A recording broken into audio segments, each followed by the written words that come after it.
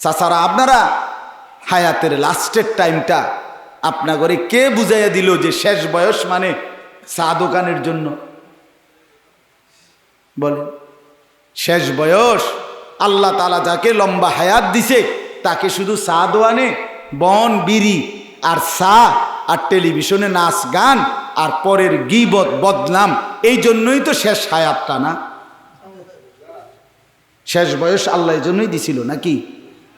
আমাদের মুরব্বীরা, মাঝ বয়সীরা বছরের পর বছর, দিনের পর দিন হায়াতের এই শেষ টাইমটা চা দোয়ানদার লিজ দিয়া লেছে ডাইরেক্ট সোজা। হ্যাঁ, না করে হাইতে রাতে তুলে দিছে দিন যে দোস্ত যে কয়দিন বাসি আল্লাহর রহমতে, আল্লাহর দয়ায় তোরে দিয়ে দিলাম, টাইমলি আমু আল্লাহর রহমতে, তুই ঘাবড়াইও না, টুল রাখবাই সিহন টুলটা। কদ্দুর ভালো একটা যদি সোফাত বইতো তো মনটারে বুঝাইতাম যে দেখ বেচারা একটা সোফাত বইছে, এটা বালা জাগাত বইছে, একটা শিক্ষণ টুল পুরোটা শৈলে আড়ে না এটার ভিতরে, এইটার বই দেয়া বটারে আজ 10টা বছর ধরে বয়া রাখছে। আহারে চাচা, কীর্তেন ভাত খাইলেন, এত ভাত এত গোস্ত কই গেল? ইডি এদুর দেমাগেও ধরল না। কি এটার অর্থ কি? কি জবাব দিবে এই চাচারা? ইয়ালামুনা যাহিরাম মিনাল হায়াতিদ দুনিয়া ওয়া হুম আনিল আখিরাতি হুম গাফিলুন। আল্লাহ বলে তোমরা তো দুনিয়া খুব ভালোই বুঝো, কিন্তু আখিরাতের ব্যাপারে একদম গাফেল। 90 বছরের বুড়া মানুষকেও জিজ্ঞেস করেন, চাচা বিএস বোঝেননি, সিএস বোঝেননি, খতিয়ান বোঝেননি? হ্যাঁ, ওই দিনও এক জায়গায় আপনার দেখছি, এটা বয়স্ক মানুষ সব বোঝে, সব বোঝে, দুনিয়ার মামলা মেল মিটিং দেন দরবার কাগজপত্র সব বুঝে, কিন্তু তাব্বাতিয়াদা সূরাটা শুদ্ধ পড়তে পারে না। আলাম তারা সূরাটা শুদ্ধ, আত্তাহিয়াতু বলতে কবেন আপনি কোন না একটু যে চাচা আপনি কদ্দুর ভাই, আপনার বয়স তো 40, কদ্দুর আত্তাহিয়াতুটা সবার সামনে কদ্দুর কন? এবার না হুজুর ইডি কইয়া শরম দিয়েন না, আমরা বোঝেন তো আমরা সাধারণ মানুষ, গ্রামের মানুষ, আলাপ এবার আলাপ করি। ছোটবেলায় পড়ছি না, মূর্খ সুরুক্ষ মানুষ। হ্যাঁ, শেষ এই কাসুমাসু এই কথার জবাবে কবরে ফেরেশতাদের কাছে দিলে চলবে তো? হাসরের ময়দানে আল্লাহর কাছে বললে চলবে তো? তো বলেন এটা কি জবাব? অথচ আল্লাহ তাআলা কোরআনুল কারীমের মধ্যে বলছে, ওয়াদা ওয়ালাকাদ ইয়াসসারনাল কুরআনা লিযিকরি ফাহাল মিন মুদ্দাকির। আল্লাহ বলে বান্দা বুঝতে চাইলেও কোরআন সহজ, শিখতে চাইলেও কোরআন সহজ, শুনতে চাইলেও কোরআন সহজ, পড়তে চাইলেও কোরআন সহজ। যেমনে তুমি চাও কোরআনকে আমি সহজ করে দেব তোমার জন্য। আমি বলবো আমি দেবো, ওয়ালাকাদ ইয়াসসারনা, আমি সহজ করে দিলাম। আল্লাহ চাইলে পাথর নরম হয়নি? কথা বলেন না কেন? আল্লাহ চাইলে পাথর নরম হইতে পারেনি? তো আল্লাহ চাইলে 60 বছরের বুড়া মানুষ এবার আপনি যদি কোন আমার জিহ্বা শক্ত হয়ে রয়েছে হুজুর বয়সকালের কারণে, এটা আল্লাহ চাইলে মহব্বত দেখলে আল্লাহর কোরআন শিখতে চাইলে আল্লাহ সেই জিহ্বা নরম করতে পারে না? আমি একটা উদাহরণ দেই, কথা বলেন না, একটা উদাহরণ দেই।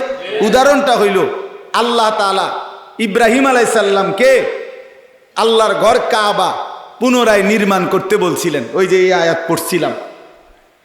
তো কাবা ঘর বানাইবার জন্য, দেওয়াল গাঁথবার জন্য ইব্রাহিম আলাইহিস সালামের পায়ের নিচে জিব্রাইল আলাইহিস সালাম, কোনো বর্ণনায় হলো জান্নাত থেকে, কোনো বর্ণনা হলো নির্দিষ্ট কোনো পাহাড় থেকে একটা পাথর আল্লাহর হুকুমে আইনা ইব্রাহিম আলাইহিস সালামের পায়ের নিচে দিয়া দিছেন।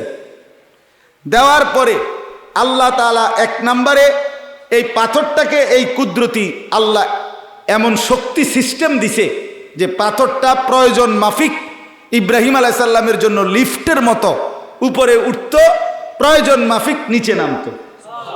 এটাই লিফট ছিল। আচ্ছা, এই হলো একটা বৈশিষ্ট্য পাথরের। তো পাথরটা, এই পাথর তো শক্ত না? কথা বলেন না কেন? পাথর শক্ত কিনা?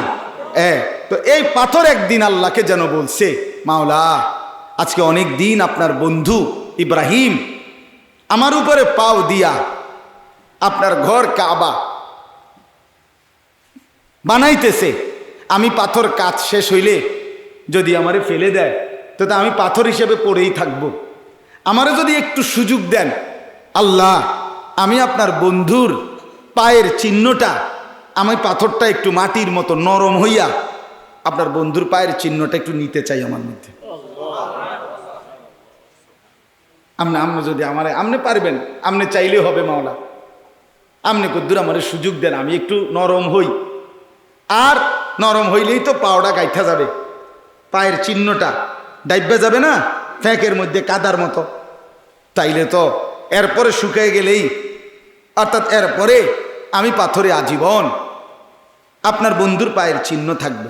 আল্লাহ বলে ঠিক আছে, আমি তো সেই আল্লাহ যে দাউদ আলাইহিস সালামের জন্য লোহা কি করে দিছিলাম, ওয়া আলান্না লাহুল হাদিদ। হ্যাঁ, আমি আল্লাহ দাউদ আলাইহিস সালামের জন্য লোহাকে নরম করে দিয়েছি। দাউদ নবী লোহা যখন হাত দিয়ে ধরতেন মোমের মতো গলে যেত, আর উনি এমনিতেই হাত দিয়েই পুরানো ছাড়া হাত দিয়েই দাও কুড়াইল বানায় লাইতেন। সুবহানাল্লাহ। তো এই পাথরটা তখন নরম হয়ে ইব্রাহিম আলাইহিস সালামের পায়ের চিহ্ন নিজের মধ্যে দাবাইয়া গেছে, ডাইবা গেছে, পায়ের চিহ্ন নিয়ে আনিছে। সেই থেকে আজকে ৬,০০০ বছর পরেও, ৬,০০০ বছর পরেও ওই পাথর আজকে চিরস্মরণীয় হয়ে মাকামে ইব্রাহিম হিসাবে কাবার সামনে আল্লাহর কুদরতের নিদর্শন হয়ে গেছে। আল্লাহ বলেন ফিহি আয়াতুম বাইয়িনাত মাকাম ইব্রাহিম। আল্লাহ বলেন আমার কাবায় আসলে দেখবা আমার কুদরতের অনেক নিদর্শন। আর কি দেখবা? বাচ্চারা এটা জিজ্ঞেস করে। বাচ্চাকে যদি বলেন অমুক জায়গায় বেড়াইতে নিয়ে যাব, ঘুরতে নিয়ে যাব, বাচ্চা বলবে কি দেখব? যদি বলেন হাতি দেখবা, আর কি দেখব? ঘোড়া দেখবা, আর কি দেখব? পাখি দেখবা। তো রব্বুল আলামিন বলেন বান্দা আমার কাবা আসলে অনেক কুদরতের নিদর্শন দেখব, দেখাবো। আল্লাহকে যেন বললাম আল্লাহ কি দেখাবেন, একটা দুইটা বলেন না।